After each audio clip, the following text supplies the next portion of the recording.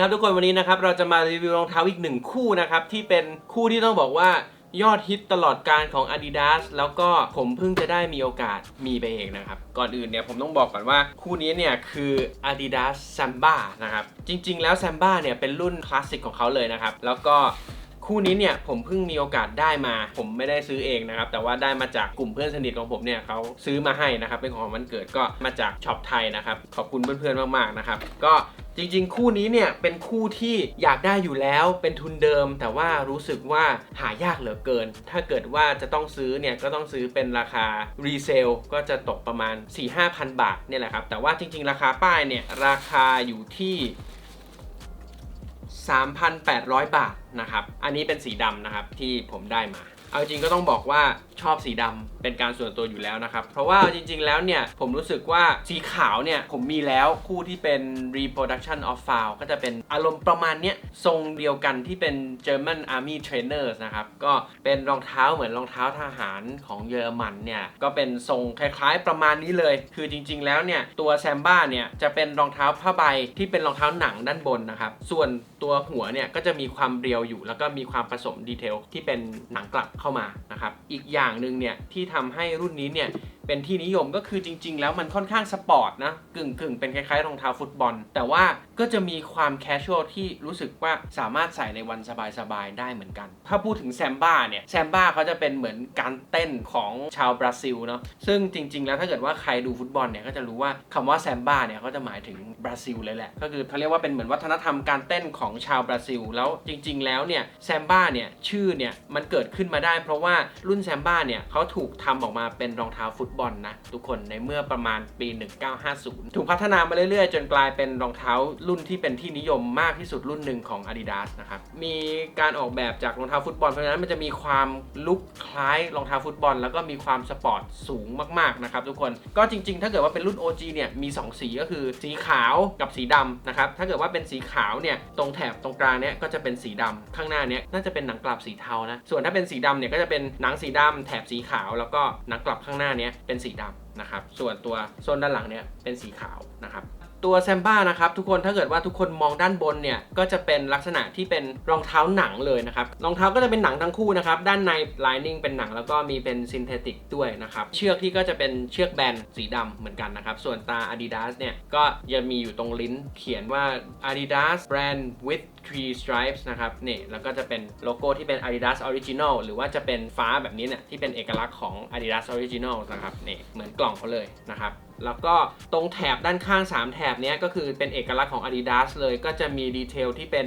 ตัดลายซิกแซกนิดนึงนะครับขอบของแถบนี้จะตัดด้วยตัวหยักนะครับมีหยักทำให้มีดีเทลเพิ่มขึ้นมาแล้วก็ตรงหนังที่เป็นตรงส่วนบริเวณร้อยรองเท้านี่ก็เป็นหนังชนิดเดียวกันกับหนังที่หุ้มทั้งคู่ไว้นะครับก็คือเป็นหนังสีดำเหมือนกันเป็นหนังสีดำที่เอาจริงๆแล้วอ่ะผมรู้สึกว่าดีมากเลยนะเพราะว่าสัมผัสไปเนี่ยให้ฟีลแบบเหมือนรองเท้าฟุตบอลที่เป็นหนังจิงโจ้คุณภาพดีเลยอันนี้ผมไม่แน่ใจว่ามันเป็นหนังจิงโจ้หรือเปล่านะหรือว่าเป็นหนังวัวนะครับแต่ว่ามันให้ฟีลความแบบสปอร์ตเลยอ่ะถ้าเกิดว่าใครเตะฟุตบอลนะคือจริงๆแล้วรองเท้าฟุตบอลเนี่ยหรือว่ารองเท้าสตั๊ดหรือว่ารองเท้าที่เป็นฟุตซอลเนี่ยมันจะมีหลายเกรดทุกคนในดีไซน์เดียวกันนะสมมติว่าเป็นแซมบ้าเนี่ยก็จะมีแซมบ้าที่เป็นขั้นที่1ขั้นที่2ขั้นที่3ซึ่งขั้นที่3เนี่ยจะเป็นหนังจิงโจ้ขั้นที่2เนี่ยก็จะเป็นหนังที่แบบถูกลงมาแล้วขั้นที่1เนี่ยก็จะเป็นหนังที่แบบได้คุณภาพถูกที่สุดแต่ว่ามันจะเป็นรองเท้าดีไซน์เดียวกันแต่ว่าจะมีหลายเรนจ์ราคาตัวนี้เนี่ยพอจับปุ๊บเนี่ยจะให้ฟีลคล้ายๆกับรองเท้าที่มันเป็นหนังจิงโจ้เลยก็คือมีความนิ่มมีความนุ่มแล้วก็มีความหนาอยู่ประมาณหนึ่งนะทุกคนแล้วก็ตัวหนังเนี่ยจะมีความเป็น texture ของหนังแล้วก็มีลายหนังอยู่แล้วก็มีความฟูอยู่ประมาณหนึ่งซึ่งให้ความรู้สึกสบายมากๆนะครับจับไปมันจะรู้สึกแบบนุ่มๆเลยทุกคนเป็นหนังที่นุ่มๆแล้วก็ดูจะแบบใส่สบายแล้วก็ไม่กัดเท้านะครับทุกคนส่วนหนังด้านหน้านี้ตรงหัวรองเท้าที่เป็นโทบ็อกซ์นะครับก็จะเป็นหนังกลับสีดำมีความฟูแล้วก็มันจะให้ความที่เป็นแบบสีดำเหมือนกันแต่ว่าพอเล่นระหว่าง texture ระหว่างหนังกับหนังกลับเนี่ยมันจะให้รองเท้าเนี่ยดูมีความมีมิติมากขึ้นนะครับชอบมากๆส่วนตรงด้านหลังนะครับตรง heel counter ตรงนี้หรือว่าตรงที่เป็นที่จับเวลาใส่เนี่ยก็คือจะเป็นดีเทลของหนังสีขาวซึ่งเป็นหนังแบบเดียวกับตัวแถบโลโก้ Adidas นะครับแล้วก็จะมีดีเทลเล็กๆก็คือข้างหลังเนี่ยก็คือจะมีเหมือนเป็นโลโก้3แถบอยู่แต่ว่าเขาเย็บให้มันเป็นนูนขึ้นมาเป็น3แถบแบบนี้แทนนะครับก็คือเป็นการซ่อนดีเทลโลโก้แบรนดิ้งที่เนียนมากๆนะครับ ตรงอีกที่หนึ่งที่ผมชอบมากๆเลยคือการบุซับในของช่วงท้ายรองเท้าตรงนี้เนี่ยมันทำให้ดูมีความฟูนวมขึ้นมาแล้วก็ซัพพอร์ตข้อเท้าได้ดีเพราะว่าจริงๆแล้วตรงนี้เนี่ยส่วนใหญ่จะเป็นส่วนที่ทุกคนเนี่ยระแวงกันเพราะว่ารองเท้าจะกัดก็กัดตรงนี้แหละแต่ว่าคู่นี้เนี่ยบุมาได้นุ่มนิ่มมากๆนะครับก็คิดว่าน่าจะไม่มีปัญหาอะไรกับเรื่องรองเท้ากัดนะครับทุกคนตรงนี้ดีมากๆเพราะว่าอะไรก็ตามที่มันโผล่ขึ้นมาเกินกว่าที่มันควรจะเป็นเนี่ยอย่างพวกรองเท้าเนี่ยจริงๆปกติมันก็แค่นี้ก็จบก็พอแล้วแต่ว่าอันนี้เนี่ยเกินขึ้นมากว่าที่ควรจะเป็นมันก็เสี่ยงต่อการโดนรองเท้ากัดซึ่งเขาก็บุมาอย่างนุ่มนวลดูแบบเป็นนวมที่แบบดูจะใส่สบายมากๆเลยนะครับโอเคดีเทลต่อไปนะครับเป็นดีเทลของพื้นนะครับอันนี้ก็ต้องบอกว่าพื้นเนี่ยเขาใช้คำว่าเป็นกัมโซเนี่ยก็คือเป็นพื้นยางแบบหนึ่งที่มันจะมีความแน่นแล้วก็มีความเบาอยู่นะครับทุกคนแล้วก็ลักษณะการตัดเย็บก็จะเป็นการที่เชื่อมโดยที่เป็นแบบติดกาวแล้วก็จะไม่มีดีเทลของการเย็บเกิดขึ้นถ้าเกิดว่าเราเห็นในรุ่นอื่นๆอย่างเช่น Stan Smith หรือว่า Superstar เนี่ยเราจะเห็นเป็นรอยเย็บด้านล่างนะครับแต่ว่าตัว Samba เนี่ยจะเป็นการ vulcanize พื้นเข้าไปติดเข้าไปนะครับก็คือจะไม่มีรอยเย็บเพราะฉะนั้นมันก็จะดูคลีนขึ้นมันก็จะรู้สึกได้ว่ารุ่นนี้เนี่ยเป็นรุ่นที่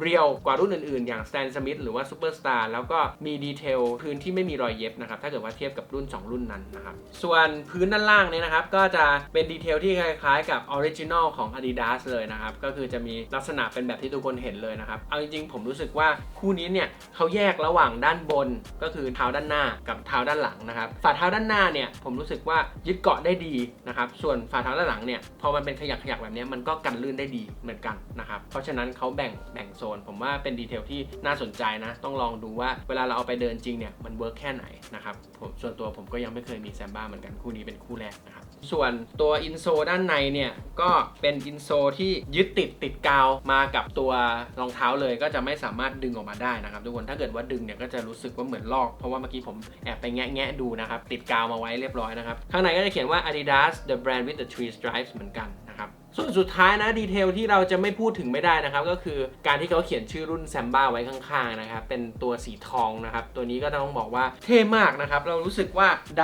ำขาวแล้วพอปั๊มทองลงไปอ่ะมันให้ความรู้สึกพรีเมียมขึ้นมาอีกระดับหนึ่งเลยนะซึ่งอันนี้เนี่ยบอกเลยว่าผลิต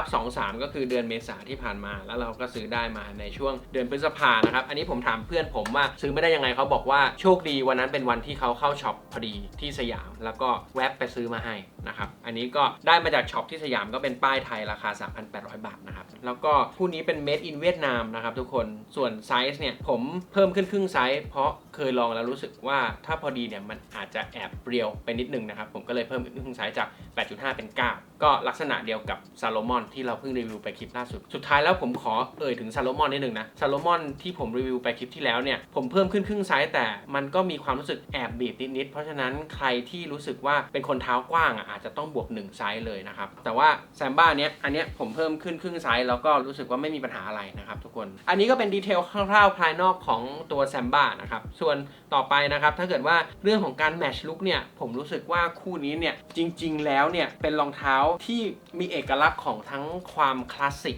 แล้วก็ความสปอร์ตอยู่ในตัวทั้งคู่นะครับถ้าเกิดว่ามองทางฝั่งคลาสสิกเนี่ยเราสามารถเอามาแมทช์กับการแต่งตัวแบบอย่างสูทหรือแจ็คเก็ตของเราได้เหมือนกันนะเพราะมันมีความเรียวอยู่มันมีความแนบเท้าอยู่มันก็จะมีความคล้ายๆรองเท้าหนังแค่ว่าเปลี่ยนเป็นพื้นยางแล้วก็มีความสปอร์ตมากขึ้นนะครับผมก็จะแนะนำว่าถ้าเกิดว่าใส่เนี่ยเราเอามาใส่กับแจ็คเก็ตหรือว่ากางเกงที่เป็นสไตล์แบบว่ากางเกงจีบแบบเนี้ยใส่ได้แต่ว่าก็อาจจะเล่นแมททีเรียลที่มันค่อนข้างแคชชวลหน่อยมันจะได้ดูแบบไม่คอนทราสต์กันเกินไปถ้าเกิดว่าเราไปใส่สูทผูกไทที่เป็นวูทั้งหมดแล้วใส่อันเนี้ยก็อาจจะดูขัดกันไปนิดนึงเราก็อาจจะเล่นโทนให้เป็นวัสดุอย่างเช่นพวกคอตตอนกางเกงคอตตอนหรือว่าเสื้อแจ็คเก็ตที่เป็นลินินหรือว่าเราจะใส่สูทที่เป็นลินินอะไรเงี้ยผมว่าก็เฟี้ยวดีนะครับลองแมทช์ลุคกันได้แล้วผมรู้สึกว่าพอมันเป็นรองเท้าหนังสีดำอ่ะมันค่อนข้างแคชชวลแล้วก็แมทช์ได้หลากหลายจริงๆนะทุกคนส่วนถ้าเกิดว่าเป็นสไตล์แบบง่ายๆแต่งตัวแมทช์ง่ายๆหน่อยก็ใส่กางเกงยีนได้เลยครับกางเกงยีนเฟดกางเกงยีนรอผ้ารอหรือว่าเป็นกางเกงที่เป็นชิโน่อย่างเงี้ยเราก็สามารถแมทช์ได้ง่ายๆเลยนะครับตัวนี้ใส่ง่ายอยู่แล้วนะครับถ้าเกิดว่าเป็นขาสั้นเนี่ยผมก็จะแนะนำว่าให้ใส่ถุงเท้าที่เป็นแนวแบบขึ้นมาถึง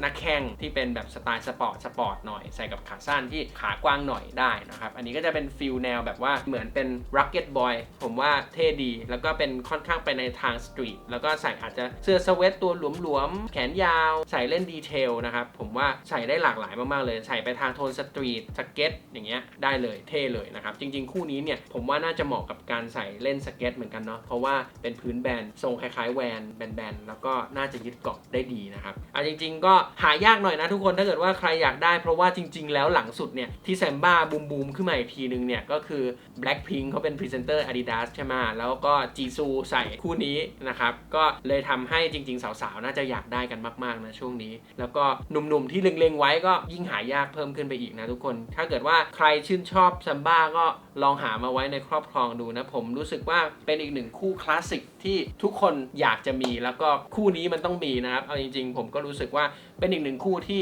ส่วนตัวเราเล่นรองเท้าเราชอบรองเท้าแล้วก็อยากเก็บแล้วก็มีไว้ในครอบครองแล้วก็เวลาแมทช์ลุคผมรู้สึกว่าพอใส่คู่นี้เข้าไปอะลุคมันจะดูวินเทจขึ้นมาทันทีเลยมันมีกลิ่นอายของความที่รุ่นนี้มันมีออกมาตั้งแต่ยุค 50 แล้วก็พัฒนาต่อมาเรื่อยๆละมั้งอีกอย่างหนึ่งก็ถ้าเกิดว่าแมทช์ลุคง่ายหน่อยเนี่ยอาจจะสีขาวก็อาจจะแมทช์ง่ายเหมือนกันนะครับสีดำเนี่ยอาจจะแมทช์ยากขึ้นแต่ผมรู้สึกว่าก็แมทช์ง่ายไม่แพ้กันนะครับทุกคนลองดูว่าใครชอบสีขาวสีดำแล้วก็หวังว่าคลิปนี้นะครับจะช่วยในการตัดสินใจซื้อของหลายๆคนที่เล็งๆไว้อยู่ได้นะครับก็ลองดูนะครับผมว่าดีเทลต่างๆตัดเย็บดีมากแล้วก็วัสดุดีมากนะครับคุ้มราคาแน่นอนคู่นี้ยังไงก็ขอบคุณทุกคนมากๆครับที่ติดตามแล้วเดี๋ยวยังไงเจอกันคลิปหน้าครับคลิปนี้ไปก่อนครับทุกคนสวัสดีครับ